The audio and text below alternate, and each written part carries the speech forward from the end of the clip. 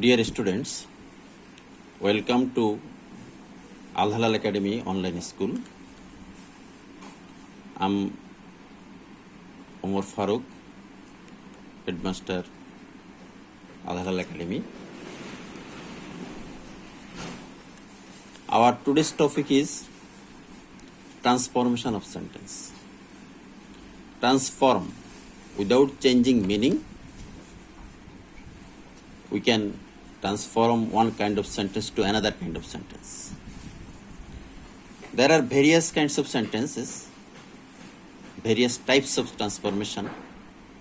Today we will discuss about affirmative to negative. Affirmative sentence থেকে negative sentence কিভাবে রূপান্তর করতে হয় সেটা আমরা আজকে ডিসকাস করব। তো ওকে, টেক এভরিবডি your exercise খাতা, পেন। রুল 1, আমাদের প্রথম রুলটা হচ্ছে কিওয়ার্ড অনলি অ্যালোন। যে কোনো সেন্টেন্সে, যে কোনো অ্যাফার্মেটিভ সেন্টেন্সে যখন তোমরা দেখবা অনলি অ্যালোন আছে, তখন আমরা সেই সেন্টেন্সটাকে নেগেটিভ করতে হলে কি করতে হবে? এখানে আমাদের খেয়াল করতে হবে অনলি অ্যালোনটা কার পরিবর্তে বসেছে। যদি সেটা ব্যক্তিকে মিন করে, মানে ব্যক্তির পরিবর্তে বসে, তাহলে আমরা অনলি অ্যালোন বাক্যের যেখানেই থাকুক না কেন, আমরা অনলি অ্যালোনের পরিবর্তে বাক্যের শুরুতে বসাবো নান বাট। যদি সেটা বস্তুর পরিবর্তে ব্যবহৃত হয় তাহলে অনলি অ্যালোন এর অ্যালোন তো বসবে না, অনলির ক্ষেত্রে বসবো আমরা নাথিং বাট। আর যদি সেটা বয়সকে বোঝায় বা বয়স কোন একটা সংখ্যাকে মিন করে, তার পরিবর্তে আমরা বসাবো নট মোর দেন অথবা নট লেস দেন, যে কোনো একটা বসাইলেই আমাদের হবে। তাহলে আসো আমরা প্রয়োগ করি দেখি এগুলো। যেমন আমরা যদি বলি only Allah can help us, only Allah can help আস। এখানে এই অনলিটা আমরা যে উপরে বলেছি ব্যক্তির পরিবর্তে, বস্তুর পরিবর্তে, বয়স সংখ্যার পরিবর্তে, এখানে কার পরিবর্তে বসছে? আল্লাহ। আল্লাহ কোনো বস্তু না, বয়স সংখ্যা না, আল্লাহ একটা সত্তা, মানে এখানে ব্যক্তিকে মিন করতেছে। তাইলে ব্যক্তির পরিবর্তে আমরা এখানে বসাইলাম অনলি। তাই অনলি আমরা যখন নেগেটিভ করব তখন এই জায়গায় লিখবো আমরা নান বাট। তারপর বাকি অংশটা বসাই দেব Allah can help us, Allah can help us. 2 নম্বর হচ্ছে আরেকটা উদাহরণ দিই আমরা, যেমন I have only a fan, আমার মাত্র একটা কলম আছে। তাহলে এই অনলিটা এখানে কার পরিবর্তে, কাকে মিন করতেছে? একটা কলমকে, মাত্র একটা কলম। তাহলে এখানে এটা একটা বস্তু। সো এই অনলির পরিবর্তে আমরা বসাবো I have nothing but a fan, I have nothing but a fan. অনলির পরিবর্তে আমরা নাথিং বাট বসালাম। এরপরে দেখো যদি বলি যে আমরা হি ইজ অনলি 4, তাহলে এখানে তার বয়স মাত্র 4 বছর। এখানে এই অনলিটা কার পরিবর্তে কাকে মিন করছে? 4 বছরকে, মাত্র 4। তাহলে বয়স বা সংখ্যা যখন মিন করে তখন অনলির পরিবর্তে আমরা বসাই not more then, he is not more দেন 4। অথবা এটাকে আমরা বলতে পারি not less then 4, he is not less দেন 4। তাহলে আমরা প্রথম রুলটা কি? এটা হচ্ছে অনলি বা অ্যালোন। অনলি বা অ্যালোন যদি কোনো একটা বাক্যে থাকে, আমরা চিন্তা করব যে আমার এখানে 3টা অপশান আছে, 3টা ভেরিয়েশন আছে। একটা হচ্ছে ব্যক্তির পরিবর্তে, বস্তুর পরিবর্তে, বয়স বা সংখ্যার পরিবর্তে। আমার কার পরিবর্তে বসলো সেটাকে হিসাব করেই যদি ব্যক্তির পরিবর্তে বসে, অনলি অ্যালোন বাক্যের শুরুতে থাকুক, মাঝে থাকুক, শেষে থাকুক, তাইলে আমরা ওই শুরুতে নিয়ে আসবো আমরা অনলি অ্যালোনের পরিবর্তে নান বাট। আর যদি অনলি অ্যালোনটা এই অনলিটা বস্তুর পরিবর্তে বসে, তখন সেটাকে আমরা লিখব নাথিং বাট।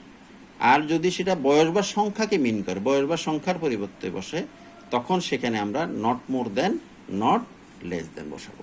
আমি একটা উদাহরণ তোমাদেরকে দেই, দেখি তোমরা পারো কিনা। যেমন আমি বললাম he can do this alone, he can do this alone, অর্থ কি? সে একাই এটা করতে পারে, সে একাই এটা করতে পারে। তাহলে এই যে এখানে অ্যালোনটা কাকে মিন করতেছে? তাকে, মানে সে একাই করতে পারে, সেকে মানে ব্যক্তিকে বোঝাচ্ছে। তাইলে এই অ্যালোনটা আমাদের আছে বাক্যের শেষে, তাহলে আমরা অ্যালোনের পরিবর্তে কি বসাই? None but. তাহলে আমরা এখানে শুরুতে নিয়ে আসব নান বাট, তারপরে হি ক্যান ডু দিস, অনলিটা চলে যাবে। তাহলে এইভাবে আমরা রুল 1টা আমরা ভালো করে আমরা বোঝার চেষ্টা করি যে অনলি অ্যালোন থাকলে, বাক্যের যেখানেই থাকুক, অনলি অ্যালোন থাকলে ব্যক্তির পরিবর্তে বসবে নান বাট, বস্তুর পরিবর্তে নাথিং বাট, বয়স বা সংখ্যার পরিবর্তে not more than, not less than. Rule 2 আমরা পড়ি, যদি কোনো বাক্যে মাস্ট থাকে, কোনো একটা অ্যাফার্মেটিভ সেন্টেন্সে যদি মাস্ট থাকে, তাহলে ওই জাতীয় সেন্টেন্সকে আমরা নেগেটিভ করতে হলে কি করতে হবে? এখানে একটা উদাহরণ আমি একটু লিখি, যেমন উই মাস্ট ওবে আওয়ার প্যারেন্টস, মানে কি? আমাদেরকে অবশ্যই আমাদের বাবা মাকে কি করতে হবে? মান্য করতে হবে, নাকি? বাবা মাকে মান্য করতে হবে না? এই বাবা মা আমাদের জন্য কষ্ট করতেছে, ওনারা আমাদেরকে ছোট শিশু থেকে বড় করছে, লেখাপড়া করাচ্ছে, আমাদের মঙ্গল তারা চান, এই জন্য ওনারা আমাদেরকে যেভাবে বলেন সেভাবে কথা শুনতে হবে, তাই না? আমরা সবাই শুনবো তো ইনশাল্লাহ। তো তাহলে এখানে খেয়াল করো, এই বাক্যটাতে আমাদের আছে মাস্ট। এখন এই মাস্টওয়ালা এই বাক্যটা আমরা কিভাবে নেগেটিভ করব? নেগেটিভ করতে হলে আমাদেরকে কী করতে হবে? যে আমরা প্রথমে বলছি ট্রান্সফরমেশন মিনস হচ্ছে কোনো উইদাউট চেঞ্জিং মিনিং, মানে কোনো অর্থের পরিবর্তন হইতে পারবে না, আমি অর্থ ঠিক রাখতে হবে। তাহলে এই মাস্টের পরিবর্তে আমরা 2টা রুল ফলো করতে পারি। একটা হচ্ছে ক্যান নট বাট, এরপরে ভার্বের মূল ফর্মটা। আর যদি ক্যান নট বাট না বসাই, আমরা লিখতে পারি ক্যান নট হেল্প, তারপর ক্যান নট হেল্প বসাইলে তখন লিখতে হবে ভার্বের সাথে আইএনজি। তাহলে আমরা দেখো এই উদাহরণটাকে আমরা করার চেষ্টা করি। তাহলে আমরা লিখব উই, মাস্টের পরিবর্তে লিখলাম, মাস্টার পরিবর্তে কি লিখব? ক্যান নট বাট লিখি, উই ক্যান নট বাট, তারপরে বাকি অংশটা বসাই দিই, ওবে আওয়ার প্যারেন্টস। আর যদি আমি ক্যান নট বাট না বসাইতাম, তাহলে আমি লিখতাম কি we can not help ওবেইং our parents, ঠিক আছে? অর্থাৎ ক্যান নট বাট বসাইলে ভার্বের মূল ভার্বটা বসে যাবে, আর ক্যান নট হেল্প যখন বসাবো ভার্বের সাথে আইএনজি যুক্ত করতে হবে, বাকিগুলো সব ঠিক থাকবে।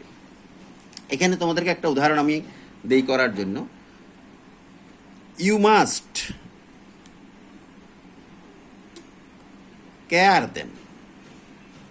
এই দেম বলতে ওই আমাদের বাবা মা। তাইলে তোমাদেরকে অবশ্যই কি করতে হবে? তাদেরকে কি করতে হবে? যত্ন নিতে হবে, তাদের সেবা শুশ্রূষা করতে হবে। তারা ছোটোকালে যেরকম আমাদেরকে বড় করছে আদর যত্ন দিয়ে, তাদের বৃদ্ধ হয়ে গেলেও তাদেরকে কি করতে হবে? আমাদেরকে সেরকম সেবা শুশ্রূষা দিতে হবে। এই জন্য কোরআনে পাকে আল্লাহ পাক বলেছেন, কি বলেছেন? রাব্বির হামহুমা কামা রাব্বাইয়ানি সগীরা, যে আল্লাহ আমাদের ছোটোকালে শিশু বয়সে আমাদের বাবা মা আমাদেরকে যেভাবে লালন পালন করেছে, বৃদ্ধকালেও আমরা মানে তাদেরকে সেভাবে দেখাশোনা করিও, তাদের সে যত্ন যাতে তারা পায়। তাইলে আমরা আজকে দুঃখজনক হচ্ছে আমাদের অনেক ছেলে মেয়েরা আমরা আমাদের বাবা মাকে কি করি? বয়স হইলে তাদেরকে ফেলে দিই, তাদেরকে ঘরে জায়গা দিই না, তাদেরকে বৃদ্ধাশ্রমে নিয়ে যাই। এরকম কাজটা আমরা করব না। আমরা অবশ্যই কি করব? মাস্ট কেয়ার দেম, তাদেরকে অবশ্যই যত্ন নেব, আমাদেরকে যত্ন নিতে হবে তাদেরকে, কারণ তাদের যত্ন নিলেও তাদের ঋণ শোধ করা যাবে না। তো এই জন্য আমরা এখানে বাক্যটাতে দেখো মাস্ট আছে, তাইলে আমরা দেখো আমরা 2 নম্বর রুলের কি ছিল? মাস্টের পরিবর্তে আমরা বসাইছি ক্যান নট বাট। তাহলে আমরা এখানে লিখি ইউ ক্যান নট বাট। তারপরে কি বসাবো? ভার্বের মূল ফর্ম থেকে বাকি অংশটা, মানে ক্যার দেম। বুঝা গেছে? তাহলে আমরা 3 নম্বর রুলটা হচ্ছে আমাদের মাস্ট দিয়ে। এবার আসো 3 নম্বর রুল, এভরি। আমাদের যদি কোনো বাক্যে অ্যাফার্মেটিভ সেন্টেন্সে এভরি যুক্ত শব্দ থাকে, তাহলে সেটাকে আমরা কিভাবে নেগেটিভ করব?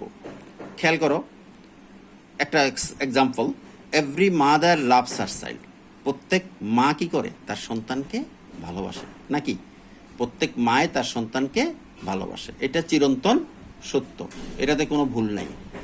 মা সন্তানকে তো ভালোবাসবেই, যেহেতু মা কষ্ট করে সন্তানের এই লালন পালন করছে, জন্ম দিয়ে জন্মের আগে থেকেই অনেক কষ্ট করেছে, এই জন্য মা সন্তানকে ভালোবাসে। এই জন্য এরকম মাকেও আমরা ভালোবাসতে হবে, মার কথা শুনতে হবে।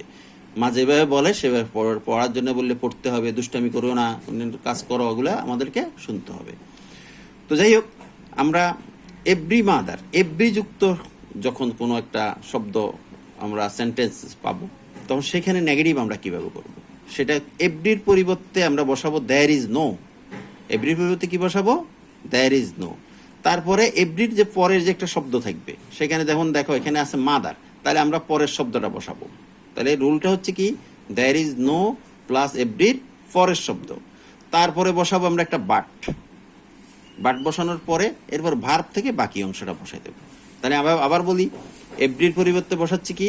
দেয়ার ইজ নো, তারপরে এভরির পরের শব্দ, তারপরে বাট, তারপরে ভার্ব থেকে পরের অংশ। এখানে আরেকটা উদাহরণ খেয়াল করো, যেমন এখানে যদি এভরি ওয়ান হেটস এ টেরোরিস্ট, আমরা ওটা আগের নিয়মেই এভরির পরিবর্তে বসাইলাম দেয়ার ইজ নো, তারপরে ওয়ান বসাইতে পারি অথবা বডি বসাইতে পারি, দেয়ার ইজ নো বডি, তারপরে বাট বসাইলাম হেটস এ টেরোরিস্ট। আচ্ছা, এখানে বাটটা কেন বসাবো? আগের বাক্য এখানে বাটটা কেন বসাবো? বাটটা এই জন্য যাতে করে মিনিংটা চেঞ্জ না হয়। এখানে খেয়াল করো, আমাদের অ্যাফার্মেটিভ সেন্টেন্সটা ছিল প্রত্যেক মা তার সন্তানকে ভালোবাসে, কিন্তু আমরা শুরুতে বলছি দেয়ার ইজ নো মাদার, এমন কোনো মা নাই। তাহলে এখানে নেগেটিভ করে ফেললাম, এমন কোনো মা নাই কিন্তু তার সন্তানকে ভালোবাসে, মানে তার সন্তানকে ভালোবাসে এইটা আর আগের কথাটা বিপরীত। এই জন্য এখানে আমরা একটা বাট শব্দটা ব্যবহার করতে হবে। বাট না লিখলে কিন্তু অর্থ পরিবর্তন হয়ে যাবে। যাই হোক, তাহলে আজকে আমরা 3টা রুল পড়লাম। 1 নম্বর রুলটা হচ্ছে কি আমাদের? অনলি অ্যালোন, মানে যখন কোনো একটা সেন্টেন্সে অনলি অ্যালোন থাকে তখন কি হবে।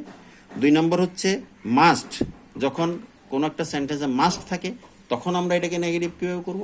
3 নম্বর হচ্ছে এভরি যুক্ত শব্দ যখন থাকবে তখন সেটাকে নেগেটিভ করব। তাহলে অনলি অ্যালোন, মাস্ট এবং এভরি, এই 3টা রুলকে আমরা ভালো করে শিখতে হবে। এখন আমরা এই 3টা রুলকে আগামী ক্লাসে আমরা পরবর্তী আরও রুলে যাব, কিন্তু এর আগে তোমরা বাসায় প্র্যাকটিস করবে। তোমরা খেয়াল করবে আমাদের বিগত বোর্ডগুলোর প্রশ্নগুলোতে আছে, তোমাদের গ্রামারের এক্সারসাইজের মধ্যে আছে, এই জাতীয় সেন্টেন্সগুলো তোমরা খুঁজে খুঁজে বের করবে। আমি কাজ দিলাম 2019 সালের বোর্ড কোশ্চেন। 2019 সালে আমাদের 8টা বোর্ডের মধ্যে এই 3 রুলে যতগুলো সেন্টেন্স তোমরা পাবা সবগুলো কি করবা? ধারাবাহিকভাবে লিখবা, তারপরে এগুলোর ট্রান্সফরমেশনগুলো করে তোমরা আমাদেরকে দেখাইবা। ঠিক আছে? তাইলে আমরা আরেকবার কথাগুলো আবার রিপিট করি। সেটা কি? Only alone. অনলি অ্যালোন যখন থাকবে তখন ব্যক্তির পরিবর্তে থাকলে নান বাট বসাবো, বস্তুর পরিবর্তে থাকলে নাথিং বাট বসাবো, বয়স সংখ্যার পরিবর্তে থাকলে নট মোর দেন বা নট লেস দেন বসাবো। আর মাস্ট থাকলে আমরা 2টা রুল, একটা ক্যান নট বাট ভার্বের মূল ফর্ম, ক্যান নট হেল্প ভার্বের সাথে আইএনজি। আর এভরি থাকলে দেয়ার ইজ নো, তারপর এভরির পরের শব্দ বাট এবং ভার্ব থেকে বাকি অংশ। আমাদের একদম ঠোঁটস্থ থাকতে হবে, একদম চোখের সামনে ভাসতে হবে রুলগুলো। তাহলে আমরা ইনশাল্লাহ যে কোনো সেন্টেন্স দিলে আমরা যখন চিন্তা করবো যে আমাদের এই কিওয়ার্ডগুলো আছে, সাথে সাথে আমরা চেঞ্জ করতে পারবো। তো সবাই ভালো থেকো, ধন্যবাদ সকলকে। আসসালামু আলাইকুম রহমতুল্লাহ।